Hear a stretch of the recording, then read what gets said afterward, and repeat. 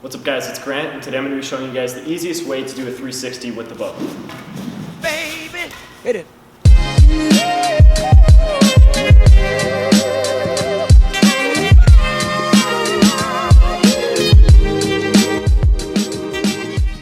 What's up guys, it's Grant. Today I'm bringing you guys another tutorial video. Obviously, if you guys watched the last one, my brother actually stepped in and did that tutorial, so hopefully you guys enjoyed it. Everybody seemed to in the comments and stuff, and I thought it was cool to have somebody else teach for once instead of me. I know it hasn't been that many episodes. I think it was episode 23 in which he came in, but I think it's still cool, you know, maybe every now and then to have somebody else come in and teach it, so it's not just me every single time, but we'll see what the future holds for things in terms of that.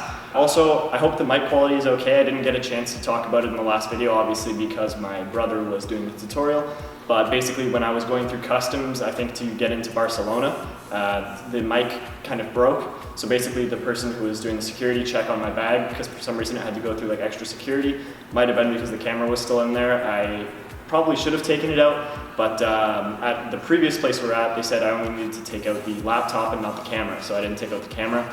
But basically, you can't see it right now, but the mic is attached to the top of the camera, and as the person was pulling it out of the bag, it was pulling on the microphone itself. So the actual clamp that attaches to the top of my camera snapped off, and so the microphone is broken off the actual clamp.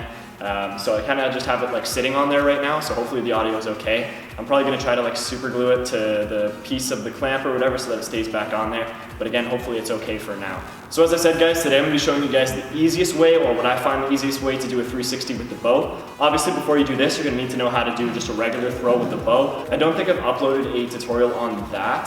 That might be something that I have to do soon. So for those of you that don't know how to do it, I'm sure there's other tutorials online or something like that. Again, maybe that's another tutorial I could make in the future. But for now, obviously you'll need to learn how to do just the regular throw first, and then obviously get into doing the 360. So basically when people start learning how to do the 360, what they do is they'll just start from here, and they'll have both of their legs just like this, completely flat, and then they'll try to throw the bow in the air and try to spin around. So technically that kind of, I guess, could be correct, but it's definitely not the easiest or the best looking way to do it. So every time I do a 360, I usually bring it out from behind my back. So that being said, I'll have my bow in my left hand. I always do the throw with my right arm, but I have seen some people throw it with their left. I think it's less common, I'm pretty sure. But again, I'm going to be showing you guys how to do it, throwing it with your right arm. Just reverse it if you throw it with the other side, or if you want to try it with this side as well, then that's completely fine. So again, I'm starting with my left hand. I usually like to go around the bottom of my grip, and all this is I'm going to be putting it behind the back from here.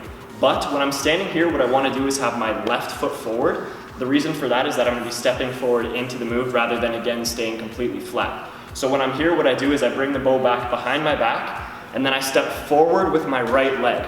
Now again, this is obviously different than if I had my legs completely flat just like this. So the reason for this is there's actually less of a spin that you have to do if you step forward. So think about it, if I throw the bow from here and then I spin, I have to spin a full 360. And that's what the move technically is called. Whereas if you step forward, then all you have to do basically is just turn around and you can catch it like this. Now obviously that's not the case, we still do spin and catch the bow, but if you step forward with this right leg, or again left if you're doing the other side, then all you have to do is step forward and then spin on either the ball or the heel of your foot, whichever you prefer. I usually spin on the heel. I'm not sure which one's faster or more correct, but again, I usually just spin on the heel, that's how I've always done it. So I'm gonna spin on this heel with my right leg, and then I spin around to about here. My left leg usually ends up in the front. Sometimes it's different for other people. They'll bring it, you know, all the way behind the back. It depends on the next move you're doing, or again, what you're used to. So it kind of changes for me, especially because in my kata, I actually go down on one knee for this move, so it's a little bit different. And then there's also times where I'll want to keep going, so it kind of depends on which direction I'm going next. So again, kind of doing that, and I'll try to show it as point by point as possible, and then kind of bring everything together, because again, it is a little bit of a step-by-step process. So again, I have the bow in my left hand, just to the bottom of my grip. If you don't have a grip, it's a little bit below the center of your bow. I'm going to have my left leg in front of me. As I bring the bow behind the back and step forward, I'm going to step up with this right leg. And then when you go to do the throw, again, you already have a head start, is what I like to call it, on the spin. So you're going to throw the bow in the air, and as the bow's in the air, you're going to spin on this front leg, not the back leg. You spin on this front leg, so it'll stay in the exact same spot, and you can land in that same spot, or again, if you need to move to a different move, your left leg is forward. And again, hopefully the camera angle is kind of catching everything in terms of where I'm moving with my legs. If it doesn't, then I'll try to explain it more, I guess, in the description or whatever, but I tried to back up a little bit So we'll see. So again, guys, if I do it a little bit faster, but still kind of slow enough to see, left arm, bringing the bow behind my back, throwing the bow up, and then catching. One huge thing too, try not to throw this too high when you do it. It's okay, obviously, if the bow, goes up a decent amount when you throw it up in the air, but it looks a lot better when you don't throw the bow like 50 feet in the air. I've seen a lot of people do it in competition where they just throw it really high. It doesn't look as good, and obviously, it's a lot easier to do it that way because there's a lot more time for you to spin around and catch it when you've thrown it to the point where, like, I've seen people hit the chandeliers in like tournament rooms. So avoid that at all costs and kind of keep it low. If you're first learning it, you can throw it a little bit higher. That's what I tell my students, when they're first trying out things like this. Don't stress yourself out trying to go super, super low with the bow. Start out at a decent height, again, not super high, and then as you get better at it, you can slowly bring it down. But basically the point of showing you guys the easiest way to do this is almost basically all in the footwork. So again, left leg's in the front, you're bringing the bow behind the back, you step forward with your right leg, you're spinning off this right leg as you throw the bow in the air, then twisting all the way around, spinning again on either the heel or the ball of your foot, and then you're catching the bow in your left hand usually. Some people catch it in the right. Again, it depends on what's in your kata, what you want to do next, things like that. Some people catch it with the right so they can go around the neck after. I almost all the time catch it with my left when I want to keep moving.